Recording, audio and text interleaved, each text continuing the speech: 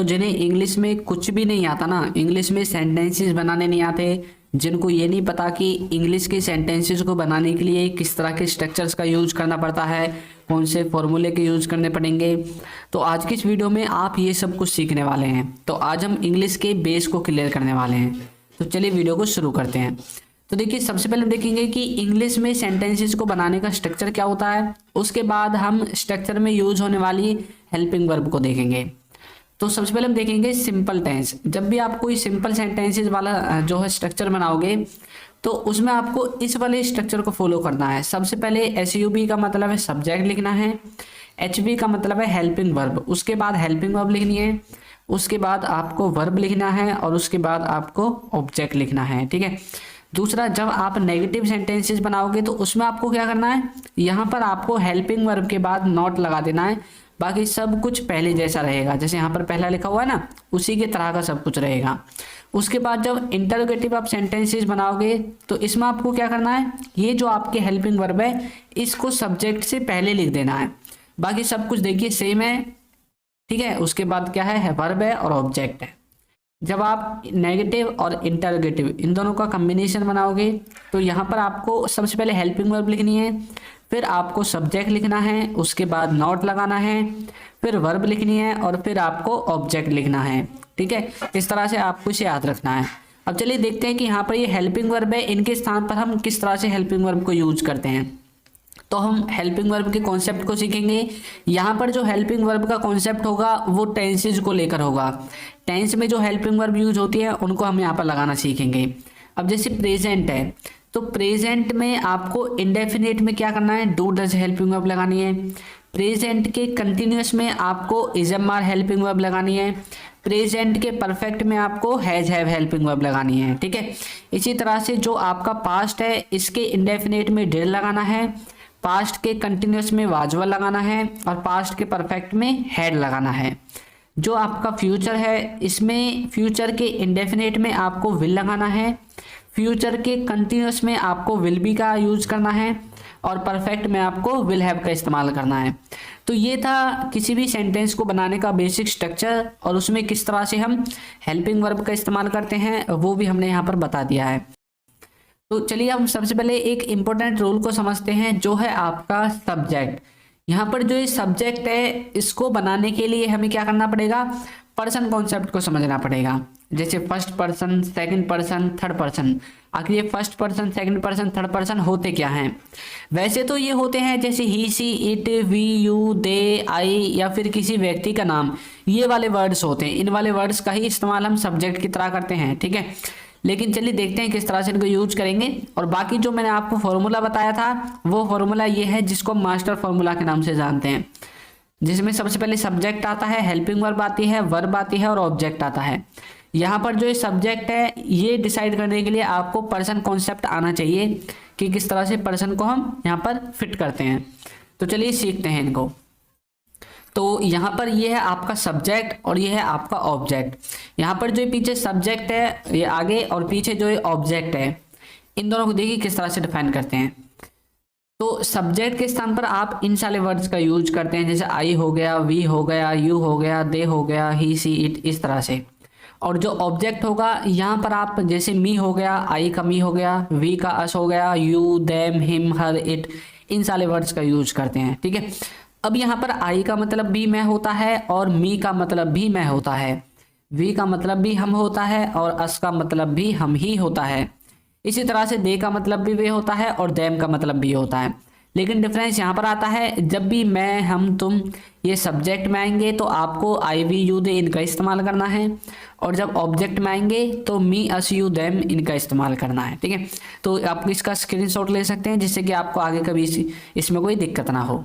आगे देखिए, अब हम समझने वाले हैं एक सबसे महत्वपूर्ण कॉन्सेप्ट को, जो है आपका वर्ब। अगर आपके वर्ब समझ में आ जाता है तो ये लगा लीजिए कि 50% काम आपकी सेंटेंस का हो चुका है। ठीक है। यहाँ पर जो वर्ब है ना ये दो तरह की होती है। ठीक है। एक तो होती है आपकी मेन वर्ब जिसे आप हिंदी में मुख्य क्रिया कहते हैं, एक होती है आपकी हेल्पिंग वर्ब जिसे आप सहायक क्रिया कहते हैं, हेल्प कराने वाली क्रिया, सहायक क्रिया। जो मेन वर्ब है इसमें आपके आते हैं जैसे प्ले हो गया, सिंग हो गया, वॉच हो गया, रन हो गया, स्लीप हो गया।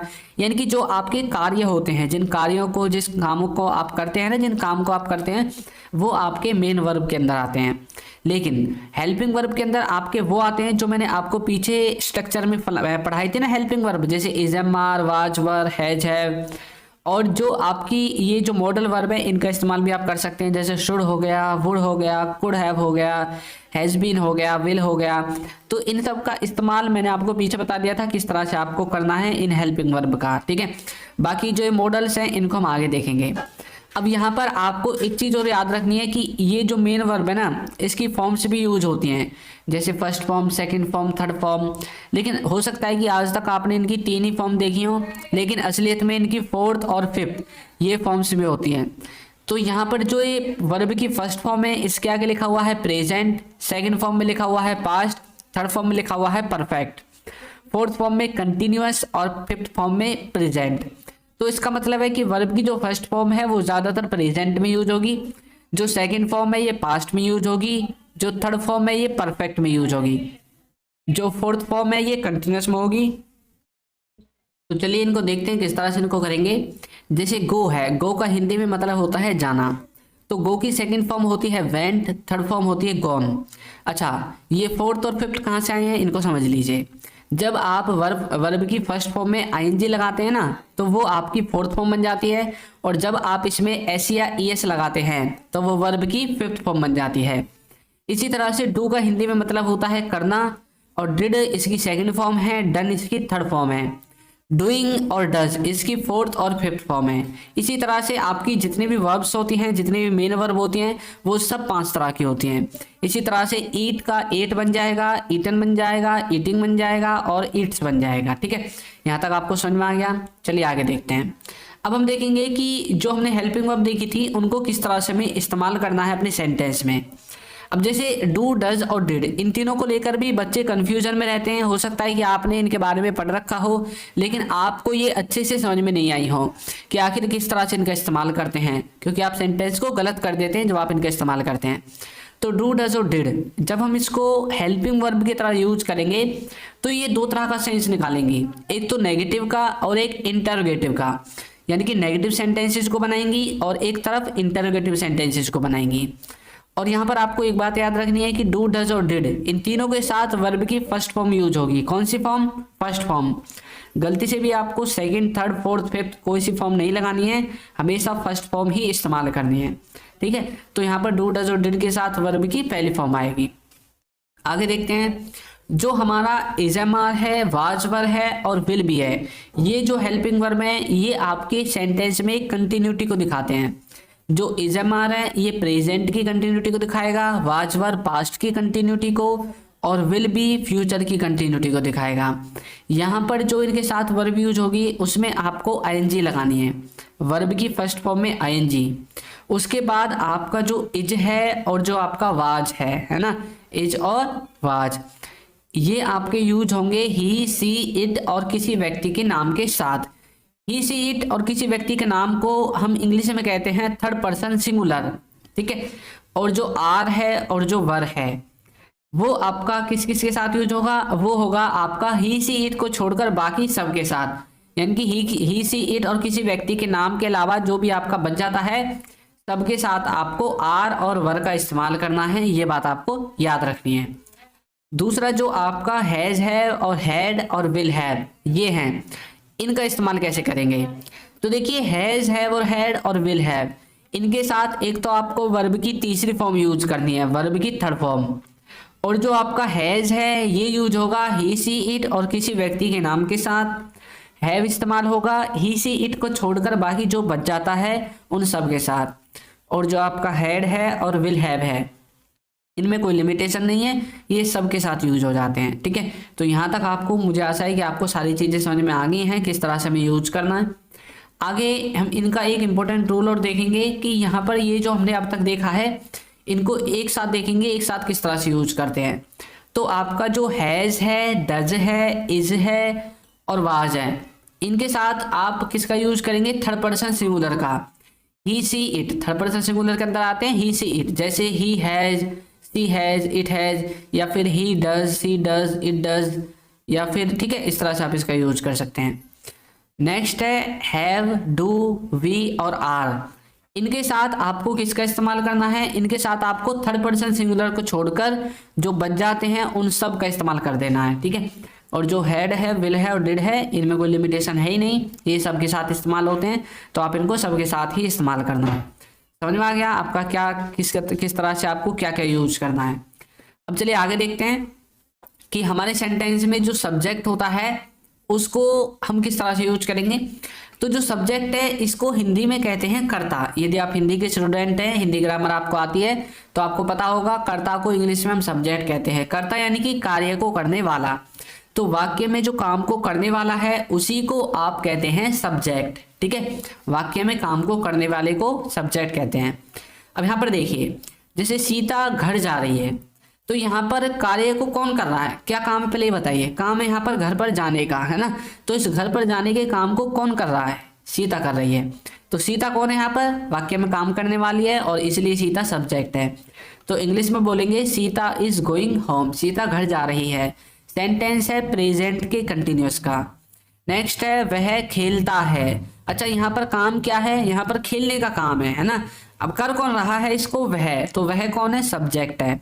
तो कैसे बोलेंगे? ही प्लेज, प्रेजेंट के इंडेफिनिट का सेंटेंस है।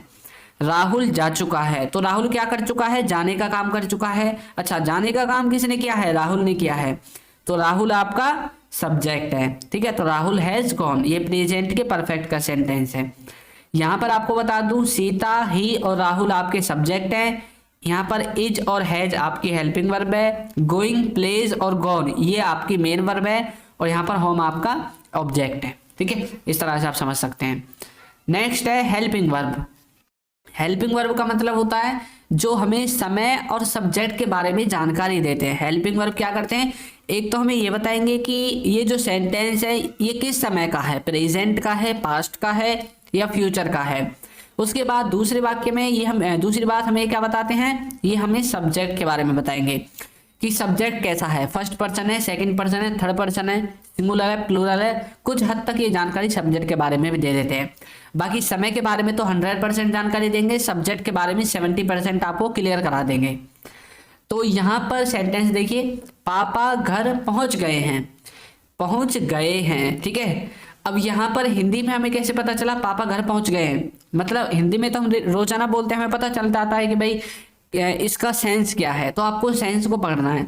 तो ये गए हैं जो है ना लास्ट में, इससे हमें पता चल गया कि पापा घर पहुंच चुके हैं, ठीक है। अब यहाँ पर देखिए, पापा हैज रीच्ड होम। अब यहाँ पर जो हैज है ये आपकी हेल्पिंग वर्ब है।